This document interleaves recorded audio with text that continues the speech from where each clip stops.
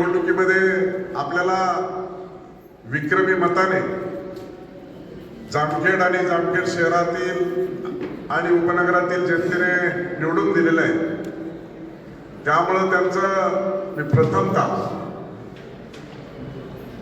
त्यांच्या चरणी नतमस्तक होत हे त्यांचे उपकार भारतीय जनता पार्टीचा कार्यकर्ता नेता आणि मी विसरणार नाही अशा पद्धतीचे हात जोडून मी त्यांच्या मताची किंमत करत प्रार्थना करतो. सगळ्यांनी या निवडणुकीचं सूक्ष्म आणि परफेक्ट नियोजन आणि 21 तारखेला करेक्ट कार्यक्रम करण्यामध्ये जे आपले खऱ्या अर्थानं कर्जत मधले जामखेड मधले पदाधिकारी सकाळी घरची भाकर खाऊन प्रभागामध्ये जायचे आणि त्यांच्या राजकीय अनुभवाचा फायदा घेत त्या प्रभागामध्ये निवडून आणण्यासाठी जीवाचं रान केलं ते खऱ्या अर्थाने या निवडणुकीचे शिलेदार आहेत आणि त्यांच्यासाठी ही सभा आहे. या निवडणुकीला सामोरं जात असताना काही कठोर निर्णय देखील घ्यावे लागले. इच्छुक सगळेच होते. काहींना तिकीट मिळालं, काहींना नाही मिळालं, काही रुसले, काही रुसलेले नीट झाले, काही रुसले ते रुसलेलेच राहिले. त्यांना आता पश्चाताप होतोय ना. आयला हटला असतो तर बरं झालं असतं.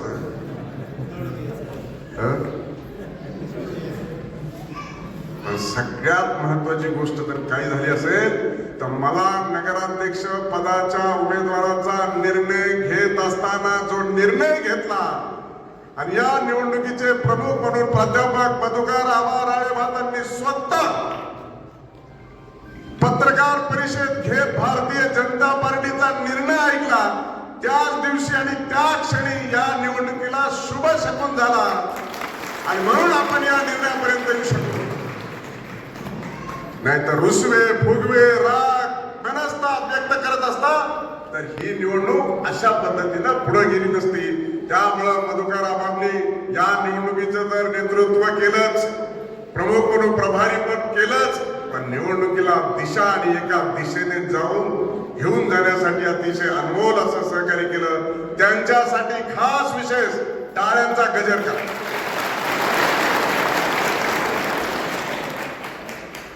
शेवटी घेतलेला निर्णय आणि तो एका दिशेने घेऊन जायचा निर्णय त्याशिवाय विजयामध्ये परावर्तित होत नाही. नाहीतर कसं 12चे 12 घडी 17 कारभारी कुणाची कुणाला मिळ नाही आणि काय म्हणायचं तर आपल्यावर टीका. खरंच आपले काय घडण होते का काय लोक सगळे सोबत केलेले. मी शिक्षण कुणाला विचारलं नाही. आपले चांगले माणसं होते. 11 जण पदवीधर होते उमेदवार, 2 जण पदव्युत्तर आहेत, 12वी एक झालेलं आहे आणि 10वीच्या पुढचे 3 आहेत. आता हे चांगले सुशिक्षित उमेदवार होते आणि सुशिक्षित उमेदवार असताना देखील आपल्याला टीका आणि टिप्पणीला आपल्याला सामोरं जावं लागलं. पण त्यांच्याकडे कुठंच लाईन आणि लेंथ नव्हती. सभेचा काय विषय नव्हता. फक्त आपल्या उमेदवाराला नावं ठेवायचा एक कलमी कार्यक्रम होता. पण एक कलमी कार्यक्रम होता पण आपला प्रत्येक कार्यकर्ता आणि पदाधिकारी एवढा जोराने एवढा चिमटीने आणि नेटाने लागला होता की त्याला माहित होतं की विधानसभेचं उलट काढल्याशिवाय सुट्टीच नाही. परिणाम असा झाला 3400 मतांनी मागे होतो. 3682 मतांनी आपण आता पुढे आहोत. एकूण मताच्या 40% मतं घेतली आणि विधानसभेमध्ये आणि नगराध्यक्षाच्या निवडणुकीमध्ये 7082 मताचा फरक पडलाय. हे यासाठी सांगतोय की आपण 622 मताच्या फरकाने पडलोय. मी घाबरलो नाही, हाबावलो नाही. खणखर भूमिका घेत आपल्याला पुढे जायचंय. पण त्याच्यानंतर दत्ता भाऊ आले विधानसभेनंतर. त्यांचं काय मोजा. सचिन घुले आणि त्यांची उपनगराध्यक्ष गेले काय उपनगराध्यक्ष त्यांच्या सहित कर्जतची नगरपंचायत आली आपली, ते मोजा. मिरजगावचे उपसरपंच झाले, ते मोजा. मार्केट कमिटी जामखेडमध्ये उपसभापती आपला भारतीय जनता पार्टीचे नंदू गोरे झाले, ते मोजा. आणि खेडपासून खर्ड्यापर्यंत सगळ्या मोठ्या गावाचे सरपंच कोणते ते मोजा.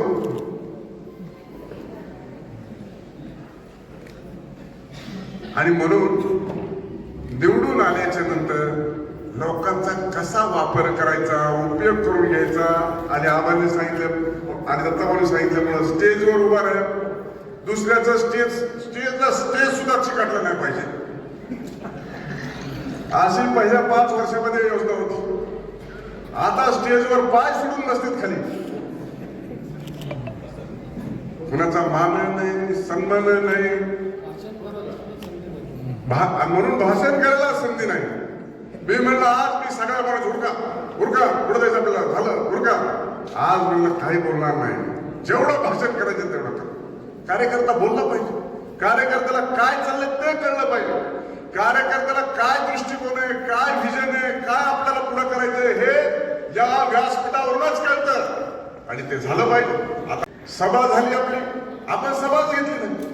लोक म्हणले सभाच घ्यायला नाही, सभाच घेतली नाही, पण मंडपाचं काम चालू झालं. लोक म्हणायची कोणाची सभा, पत्रकार विचारायची सभा कोणाची, म्हणलं सभा आहे. पण ज्या दिवशी माननीय मुख्यमंत्र्यांना फोन केला तेवढे तुला वेळ देणार, पण वेळ कधी देणार, प्रचार तर संपला. वेळ देणार, प्रचार संपल्यावर 1 दिवसांनी वेळ वाढली. निवडणूक आयोगाने त्याच्यात माननीय देवेंद्र फडणवीस आपल्या नगरपालिकेच्या प्रचारासाठी आले,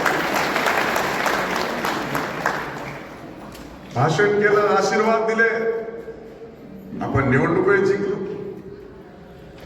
निवडणूक जिंकल्याच्या नंतर खऱ्या अर्थानं साहेबांनी भाषण केलं, तर त्यांनी आपण भाषण केल्यावर आता मला वाटलं ते सभा कोणाची करणार. आपली तर सभा माननीय मुख्यमंत्री झाली. आता त्यांच्यासाठी एकच ऑप्शन बाकी होता, माननीय आदरणीय शरद पवार साहेब यांचा, पण ते काय आले नाही. मुख्यमंत्र्याच्या सभेला उत्तर दिलं व्याख्यानमालेने उत्तर दिलं मुख्यमंत्र्याच्या सभेला. पूर्ण 3 ते 4 तास नुसतं मॅरेथॉन व्याख्यान.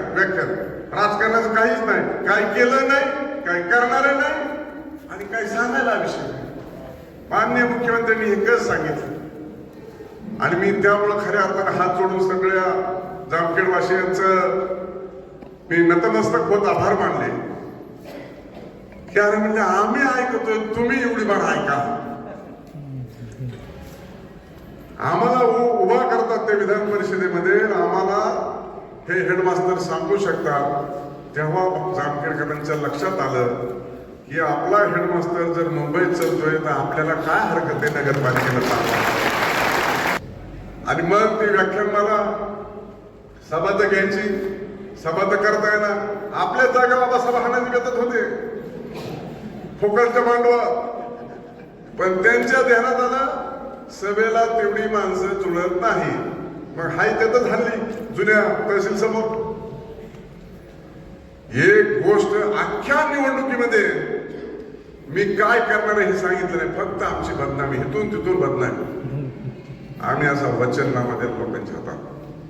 आणि या वचननाम्यामध्ये आम्ही पुढच्या 5 वर्षात काय करणार हे सांगितलं. निवडणूक आम्ही विकासाच्या मुद्द्यावर दिली. निवडणूक फक्त तुझं माझं उन्हा धुणं काढण्यासाठी नसतेच. लोकशाहीमध्ये लोकांच्या गरजा पूर्ण करण्यासाठी ही निवडणूक असते.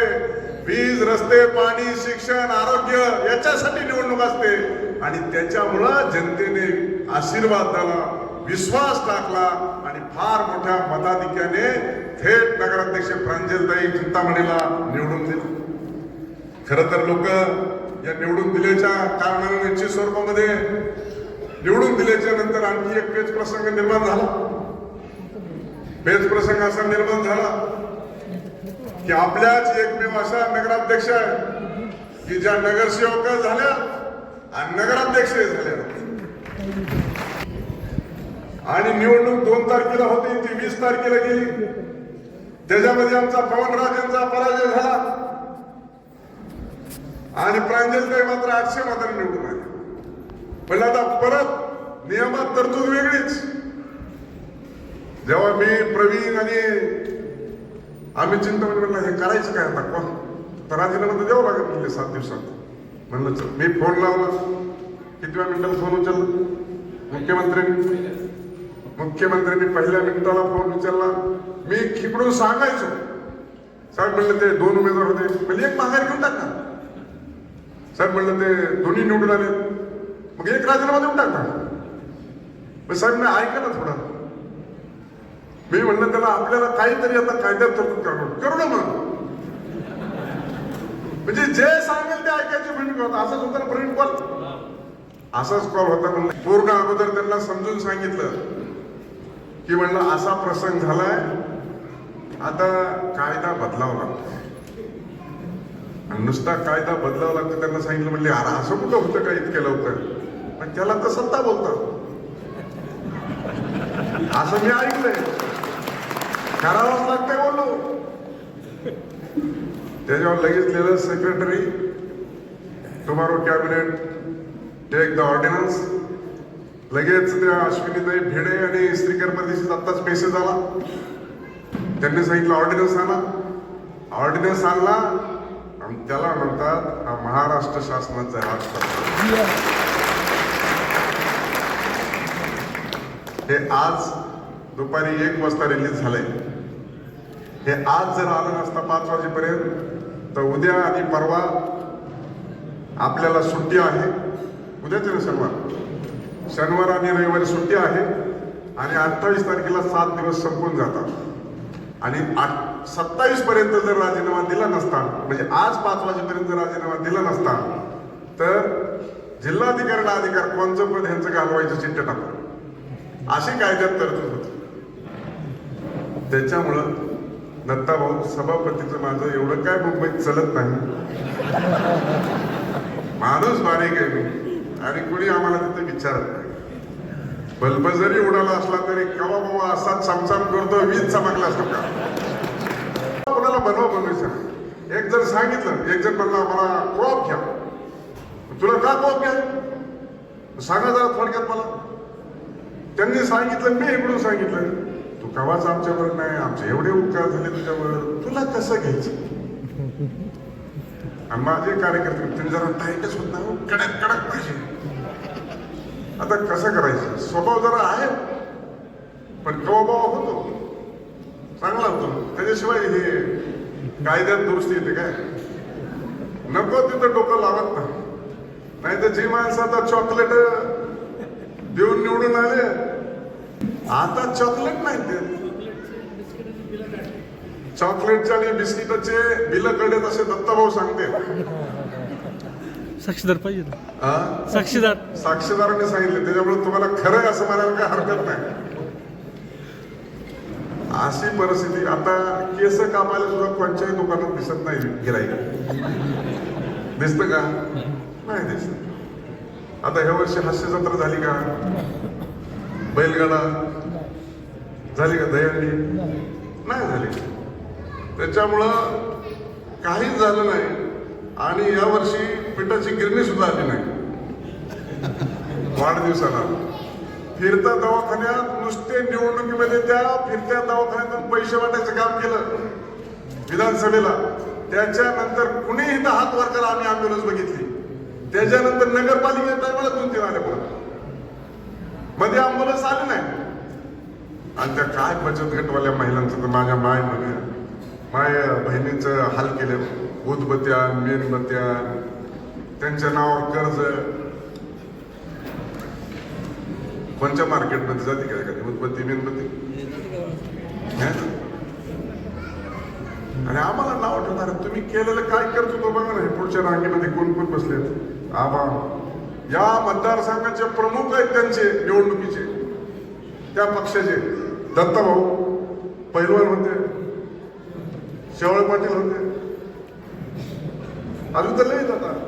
तिकडं चंद्रकांत राणे भाताला येत होता, मुख्यमंत्र्याच्या सभेत प्रवेश केलाय. तिकडे तर सगळे 13 जणांची फंटल आहे तिकडे नगरसेवकांची बसली पलीकडे. अरे काका तापकीर आले इकडे ते सभापती झाले. तुम्हाला तुमची माणसं सांभाळताना सांग ना एकदा तरी लोकांना मी माणूस घाणे आहे.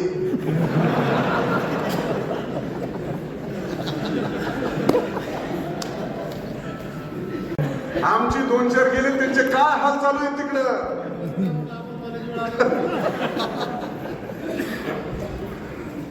त्यामुळं मी त्या दिवशी पण राजस्थानलाच गेलतो. मी मतदानाच्या दिवशी तिकडे होतो गुजरात आणि राजस्थानला. मी त्यांची एक पोस्ट आली त्यांचा आक्रोश मोर्चा थेट 5 महिन्यानंतर पुरात हानी झालेली आणि त्याचा आक्रोश मोर्चा 5 महिन्यानंतर. मी म्हणलं हे काय भानगड झाली. माझ्या क्लिक पेटली. कुणाला लक्षात आलं का नाही मला माहित नाही. मी म्हणलं 100% आपली नगरपालिका जिंकली. तेव्हा आक्रोश मोर्चा निघाला. त्याच्यामुळे मी ह्याला सांगितलंच नाही मी कुठं चाललोय.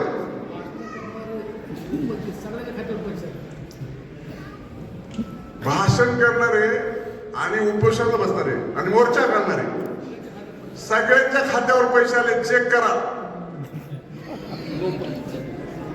अरे देवेंद्र फडणवीस आहे सगळ्यांच्या सुखात दुःखात लोकांच्या कामाला येणारा आणि शेतकऱ्यांच्या तर जास्तीत जास्त कामाला येणारा. कुणी मागितले होते 10,000 रुपये पेरायला दिले ना. मागितले होते का.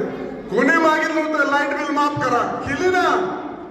नुकसान भरपाई द्या म्हणजे पुरामध्ये 10,000 कोटीचं पॅकेज द्या म्हणजे 32,000 कोटीचं पॅकेज दिलं. सांगायला येत ना बोलायला येत ना काही सांगता येत नाही. फक्त लोकांवर टीका टिप्पणी करायचे कार्य आणि कर्तृत्व दाखवायचं. राम शिंदे कर्जत जामखेडचा पुत्र आहे. तुम्ही किती म्हणले असले मी कामं मंजूर केली पण आमचं सरकार आले ती अर्धी कामं राहण्यात करून त्यासाठी यावर्षी मी तरतूद केली. त्याला सुद्धा निधी दिला. जिथं करायचं राजकारण तिथे करू. आज नाणे त्या खीळ घातली तर तुकाई चारीला कर्जत मध्ये अजून ती उपजारी आहे ना. म्हणले हे डेंगळची पाईपलाईन आम्ही कॅनॉल काढू म्हणून लोक ध्यानात ठेवतात. निवडणुकीमध्ये सगळ्यांच्या महिला मंडळांच्या घरी जाऊन प्रचार केला. तुझ्या पोराला नोकरीला पोराला दाता काढून टाकू तुमची एक गाडी घेऊन टाकू तुम्हाला व्यवसाय करायला देऊ. कुणाचंच काहीच झालं नाही. लग्न मुलांची लग्न लावतो जसं काय माझ्यामुळे थांबले. कोणाचं एकाचं लग्न लावलं का सांगा. असं नाही. त्याच्यामुळे हे माझा स्वभाव आबा बोलायचा नसल्यामुळे जरा अडचण होते. सांगा बरं मी कोणाला म्हणलं ह्याचं लग्न मोड वगैरे ह्याच्या घरी पाहूनच जाऊ नका. नाही करत मी करायचा स्वभावच नाही तसं माझं. त्यामुळं त्यांनी आक्रोश मोर्चा काढला. ठरल्याप्रमाणे लोक म्हणले आक्रोश मोर्चात काय होतं काय म्हणलं काही होणार नाही. ही गाडी कामाला लावलं इकडं आणि ते जाईल तिकडं. तसंच झालं. कदाचित दुसरं काहीच झालं नाही आणि होण्याची शक्यता नाही. मोर्चा काढायला सुद्धा दम लागतो दम. पूर्ण सरकार अंगावर हेच असतं तर ते राम शिंदे तुम्ही बघितलंय थरार कलेक्टर ऑफिसला झोपून दिलं नाही रातभर. कलेक्टर पळून गेला का कोल्याला राजेश कुमार पाणी सोडत नाही तर असतं आंदोलन त्याला म्हणतात मोर्चा. लोक त्याची कामाला तुम लोग हम कपडे समजते भागो असं नाही म्हणत. त्यामुळं आमचे आयते लोक घेतले जवळ. काही लोक टीका करतात आमची. टीका करा पण आमचेच पद आहेत अजून तुम्हाला माझी वगैरे म्हणतात ते अजून तर तिकडून मिळायचे. माझ्याच मार्गदर्शनात भारतीय जनता पार्टी कोण कार्यकर्त्यांना जे काही पद मिळाले ते माझ्याकडून मिळालेले. तर तरी थांबा. तिकडून एखादं पद मिळायसाठी बोलायला सगळ्याला अधिकार आहे आणि हक्क आहे. निवडणूक म्हणणे की आरोप प्रत्यारोप टीका टिप्पणी आलीच आणि ते मला मान्य आहे. पण टीका टिप्पणी करत असताना आपण निश्चित स्वरूपामध्ये नीट नाटकी गोष्टी तरी केली पाहिजे. आणि म्हणून काय तमाशा झाला तर आपण सगळ्यांनी विधान परिषद बघितलीच. काय व्हायचं ते झालेलंच आहे. त्यामुळे ही निवडणूक प्रांजलताईला थेट जनतेतून आपण नगराधीश केले. 15 नगरसेवक केले. आता भारतीय जनता पार्टीची नगरसेवकाची नगराध्यक्षाची आता जबाबदारी वाढलेली आहे. या शहराचा चेहरा मोहरा बदलण्यासाठी आपल्याला मोठ्या प्रमाणात निधी आणावा लागणार आहे. ज्यावेळेस माननीय मुख्यमंत्री मध्ये आपल्या मतदारसंघात येतात त्यावेळेस सांगतात की माझा बेरर चेक आहे, कोरा चेक आहे आणि जे पाहिजे ते मंजूर करायला तयार आहे. आणि अनेक वेळा 250 कोटी रुपयाची पाईपलाईन आणि ड्रेनेज लाईन दिली. आता या पुढील कालखंडामध्ये आपल्याला आता रिंग रोड आणि कॉन्क्रीटचा प्रोजेक्ट देखील शहरामध्ये आणायचा. त्यामुळे वचननामा दाखवलं त्या प्रत्येक गोष्टीवर जाणार नाही. परंतु आता तुम्हाला सगळ्याला निवडून आणण्यासाठी भारतीय जनता पार्टीने रात्रीचा दिवस केलाय, स्वतःच्या भाकरी खाल्ल्यात आणि तुमच्या प्रभागामध्ये आलेत आणि प्रचार केलेला आहे. येणाऱ्या कालखंडामध्ये आता जिल्हा परिषद आणि पंचायत समितीच्या निवडणुका आहे. आता ह्याच्या त्याच्या तोंडाकडे बघायचं नाही. 4 कार्यकर्ते घ्यायचे, त्याला सांगायचं तू काम सांग, आम्ही इकडाच आहे मुकामाला. रात्र वैरेची लोक गाड्याची गाड्या भरून निघले तिकडे बारामतीला. म्हणले बारामती करू कर्ज जामखेडची. बारामती तर झालीच नाही, पूर्वी बारामती करून ठेवली, झालीच नाही. आता का नाही बारामतीला नेतच नाही, नेण्यासारखी परिस्थितीच नाही. माणूस फसवू शकतो एकदाच. आणि हे आता लोकांना कळलंय. बारामतीचं काय झालं नाही, हितलं काय झालं नाही. उलट आता त्या दादा सोनमाळी त्या जमिनी हल्ल्या, म्हणजे ते वतन त्या सोसायटीच्या जमिनीला महाराष्ट्र शासन लागले. बरंच उतारे उशारी घेऊन झोपत. आता काय करता? अशी सगळी परिस्थिती. राम शिंदे तुमच्यातला आहे, तुमचा आहे, आपला आहे, आपला भूमिपुत्र आहे. जसं दत्ता भाऊला आता कळलंय तसं आधी थोडं कळलं असतं तर अजून बरं झालं असतं. पण काय उशिरा व्हायला कळलं ही लय महत्वाची गोष्ट आहे. शेवटी निवडणुका येतील जातील, दिवस येतील जातील, सत्ता येतील जातील. तुम्हाला आम्हाला याच कर्जत जामखेडमध्ये राहायचंय आणि त्या दिशेने आपण पुढं वाटचाल केली पाहिजे, विकास केला पाहिजे. अशा दृष्टिकोनातून आपल्याला पुढं जाण्याची आवश्यकता आहे. आणि निश्चित स्वरूपामध्ये तुम्ही सर्व कार्यकर्त्यांनी जे कार्य या निवडणुकीमध्ये केलं त्यांच्यासाठी हा कृतज्ञ सोहळा आहे.